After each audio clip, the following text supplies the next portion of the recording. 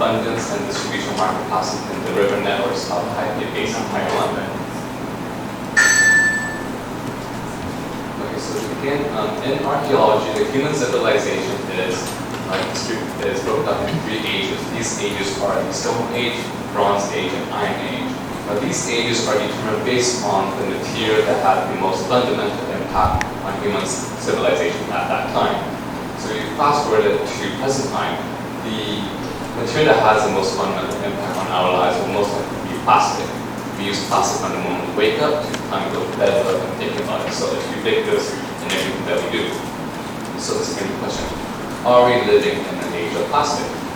So based on this diagram taken from Graham Wong 2015, showing the world plastic production, you can see that starting from 1950 and onwards, plastic production has been growing exponentially since then.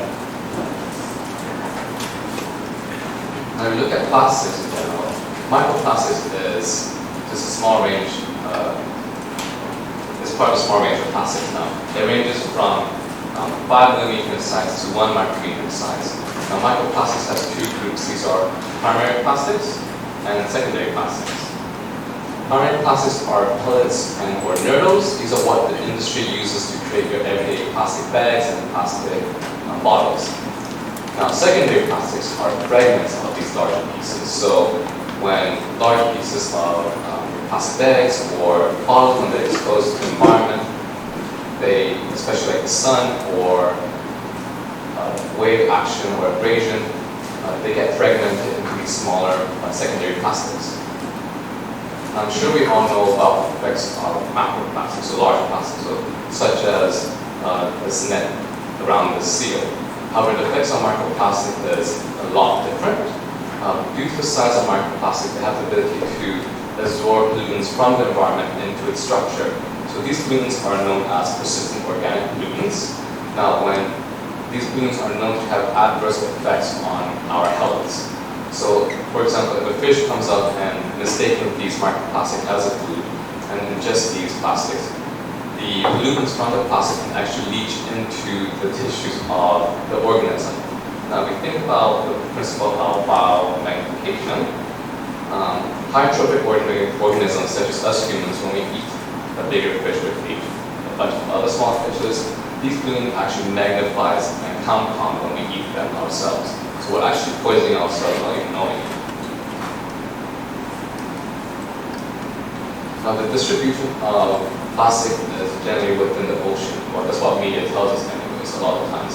But the ocean is actually the sinks of all these plastic waste and not actually the source. Now the source obviously comes from inland because we're the one producing and using it. But what brings it from land to the ocean is actually the rivers. So here's a graph showing the number of publications for plastics done in marine environment versus plastic done in freshwater environment. Now you can see that there's a huge gap in the number of publications for marine and freshwater. So this is a diagram taken from Leverton et al. 2017 showing the global plastic input from rivers based on computer modeling. So in this study, they state that roughly about 86% of all plastic input comes from Asian rivers here. Now this is a table taken from the same study showing the top 20 most polluted rivers in the world based on their computer modeling. So unfortunately, you can see that Taiwan Dangzhou River made it onto this list. They estimate a maximum of 2.54 kilotons of plastic is inputted into the river every year from the Taiwan Dangzhou River. So this brings me to my question. So obviously this model is computer generated. So I want to know how much is actually inputted into the Dangzhou River with actual field data that I collected. Now this, how much is each of this tributary contribute? So this brings me to my study area. So this is a picture of Taipei Basin. The main river in Taipei Basin is the Dangzhou River, which is fed by 3 tributaries. Jilong River, Xinjiang River, and Dahan River. Now for my sampling area, I'll be sampling bridges. So for Dangzhou River, I'll be sampling Guanzhou Bridge and Taipei Bridge. Jilong River is Zhongmei Bridge, Xinjiang is the Huajian Bridge, and Dahan River is the new Taipei Expressway. Now for this presentation, I'll be looking at all the bridges except for Guanzhou Bridge. So So these are aerial shots from all the bridges that I sampled at. The orange dots that you see along the bridges, these are the different sites along the bridge I sampled.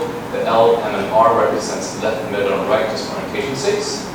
So at each of the bridges, for all the bridges, I sampled every 2 weeks starting from last year, October to December.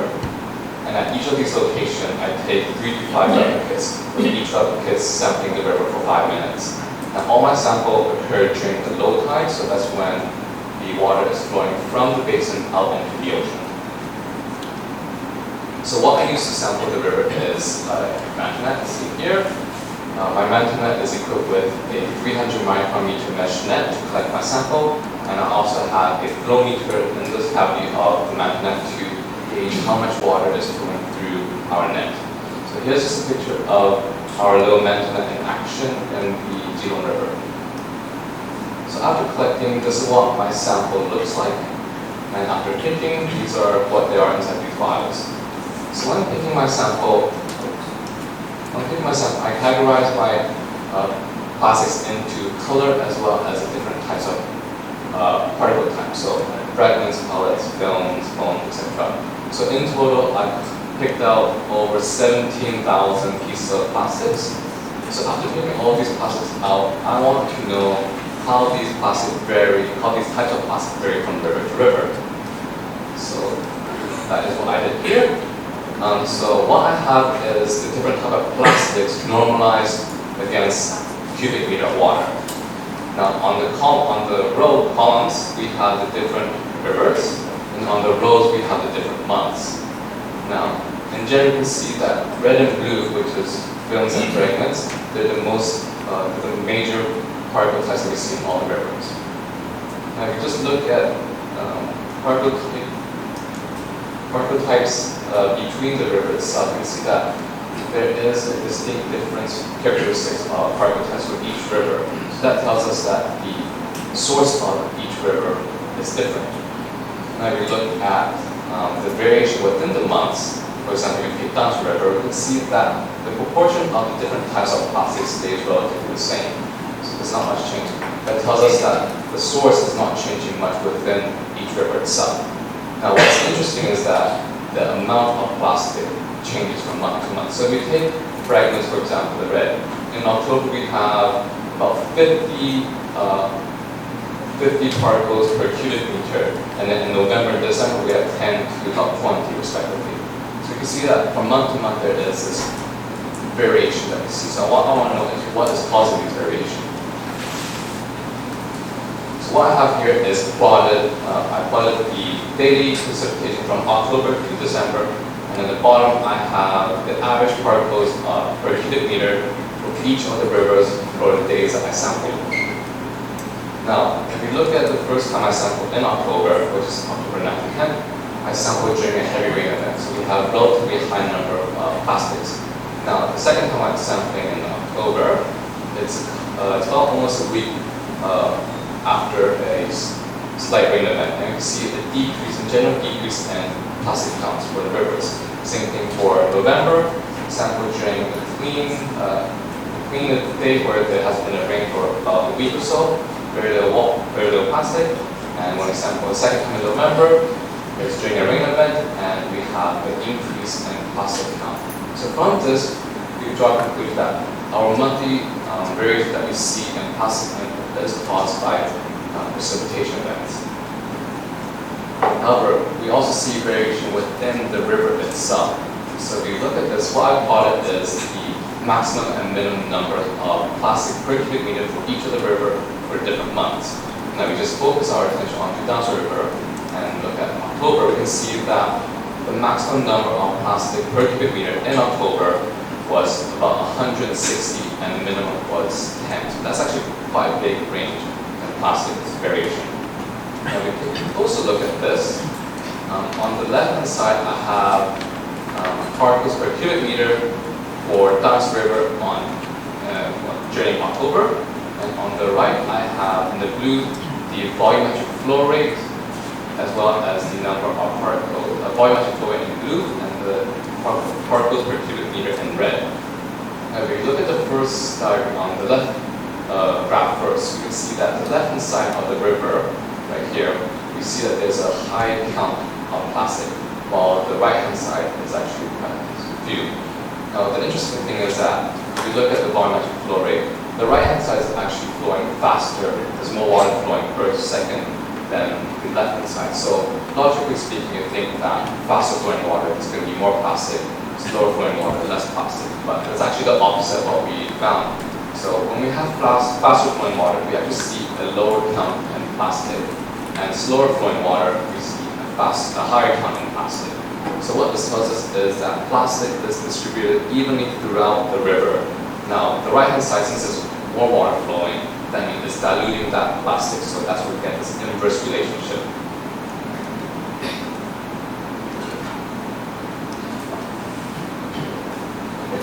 So after doing all this analysis, I want to extrapolate my data to see how much each of the river contributes in a year. Now my extrapolation is only for the top 20 centimeters of the river. It doesn't include the column of the water column. Now it only reflects fair weather to heavy rain events. So it doesn't include typhoon season. I never sampled during typhoon season, so I don't have data for that. Now, if we look at Jilin River, we can see that the maximum count of plastic is 95 tons per year. This might seem a lot, but the Jilin River is actually quite long, and it runs through different municipalities. So then, as well as industrial areas. So it's not surprising to see that Jilin River, as well as Dahan River, they have these pretty high weight per year. Now, if we look at Xian River, it's quite low. So that's because it's actually quite short and it doesn't run through industrial areas. Now, the interesting thing is that Danzu River, we see that it's 21 tons per year, which is lower than Dahan River. Now, we expect that Danzu River should be higher than Dahan since it's a combination of both Dahan River and Xian River. Now, there's a couple reasons for this that we saw. The first one could be bow fouling. Bow fouling is when algae grows on the particles and causes their density to be heavier than what it should be. So they sink to the ground or sink to the bottom of the river, and that's why I'm not collecting them. Another possibility is that there's actually a little island right here that plastic could actually be settling and collecting on those islands instead. And the last possible reason for this is that I don't have a sample sites along the river, along the bridge, this bridge right here, to collect the true nature of the plastic line. So in summary, the Asian rivers in literature are listed as the main producers of plastic pollution. Now there is a lack of understanding in plastic in general for river systems, freshwater systems. Now, based on our study, we can see that there is a huge variation in the amount of plastic based on the volumetric flow rate that varies within the river itself. We also found that precipitation also affects the plastic fluctuation from month to month. That ends my presentation. Thank you very much. Any questions or comments?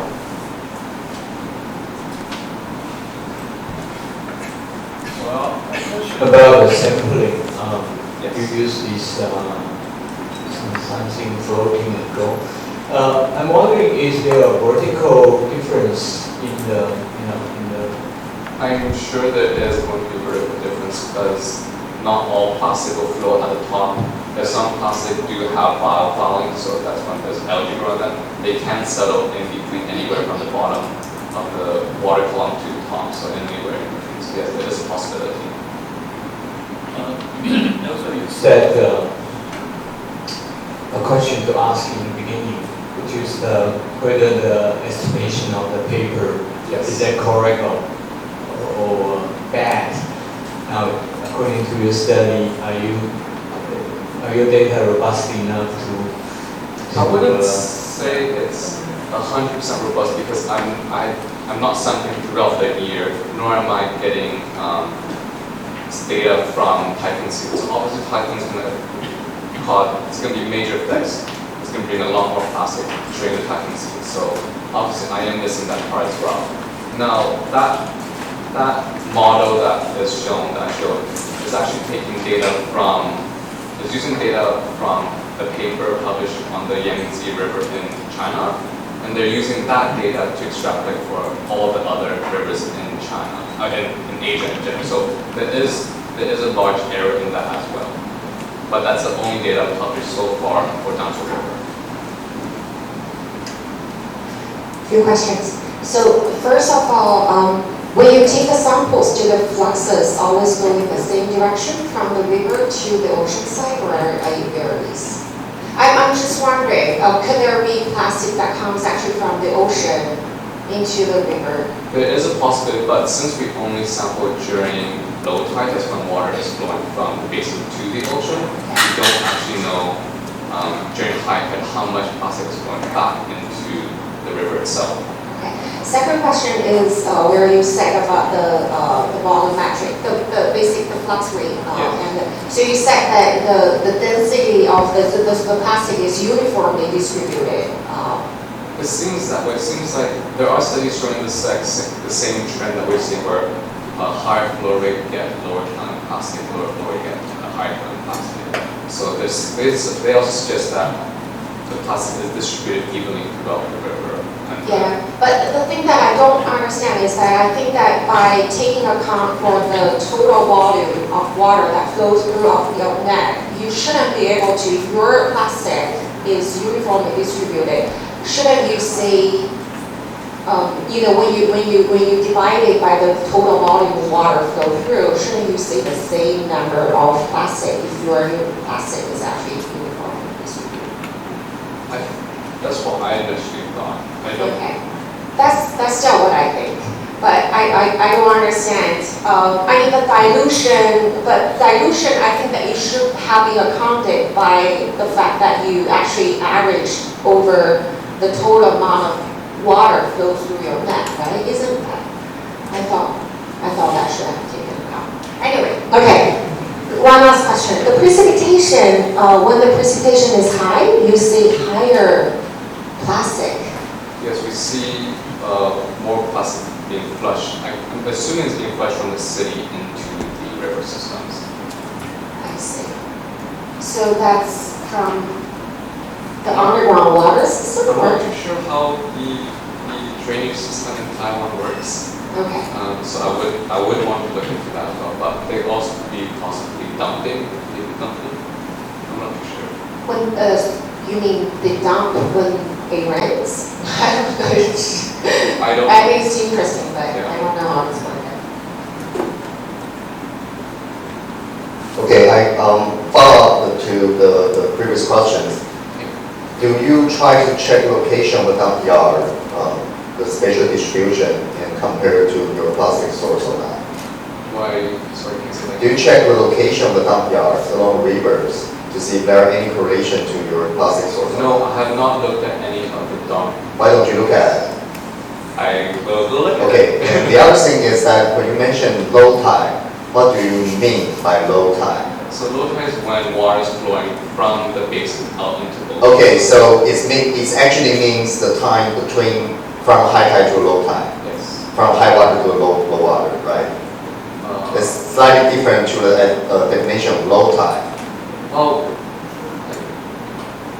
It's before the time reaching to the low tide. Is that right? Well, I guess I can use the flow, because it's ebb and flow, right? So I guess we use flow instead of ebb. Okay, so it's actually my next question. Okay. That when you sample it, do you sample your sampling time is close to the high water time or close to the lowest water? Well, I try to sample all the bridges as fast as I can. So since during flow tide or flow time or low time, whatever you want to call it, it's only a 6-hour window. So every 6 hours it switches from high to low. So it's when water flowing in, water flowing out. So I want to sample as quick as I can for all the bridges now. I have quite a lot of spots on each bridge, and each bridge I do 3 to 5 replicates, and each replicate is 5 minutes. So it adds up, it compounds a lot. So generally, whenever it switches from high tide to low tide, That's when it goes south. So obviously, in the And how do you define the high water and low water? there's a website published by the Taiwan government that shows the different On the coast or the on the changes in river? the water level, and I use that to help me determine the time when it's low time. Okay, let's bring inspiration again.